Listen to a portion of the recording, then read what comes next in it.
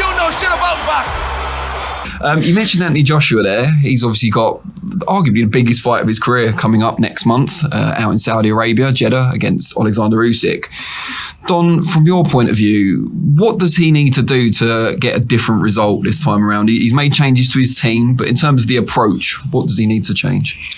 Wow, it's a hard one, I'll be honest with you. I've looked at it from a coach's point of view. If I were coaching Anthony for this rematch, what would I do? What would the game plan be? There's so many issues being Europe against an elite athlete in the name of Usyk, a guy whose boxing IQ is second to none, yeah? And he's a southpaw, yeah? Not just a basic, he's quite an exciting, unpredictable southpaw. So what does Joshua have to do to win this fight? What he did from the first fight. They say fighter boxer and boxer fighter. So he has to really adopt that in the sense that don't try and up to a certain degree, he has to do some boxing. Yeah. It's called boxing. He has to technically, he's got all the tools, you know, he's got all very textbook Joshua, very, very textbook Anthony Joshua, his boxing style.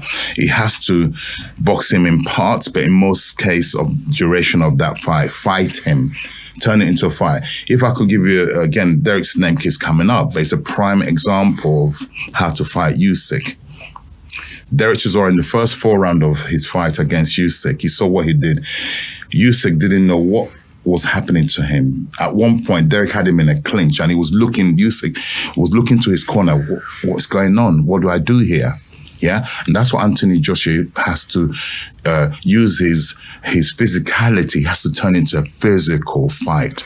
Yeah, to take Usyk out of that zone of all being all neat, everything refined. Anthony has to, and it's there. We know it's there. Anthony has got that. He's got that dog in him. He has to release that dog in him, turn it into a fight.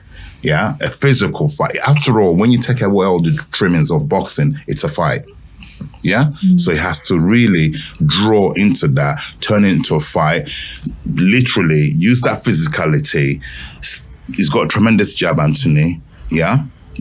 Don't single jab him because he's a counter puncher, double jab him, and then tie him up, push him up, bully him. I hate talking like this, but it's the truth. As from a coach's point of view, if I was training him to deal with it, you have to turn into a bully. Even if you're not a bully by nature, turn into a bully for 12 rounds if it lasts that. Because I really believe if Anthony adopts that attitude, yeah, take a chance. Take a chance, yeah?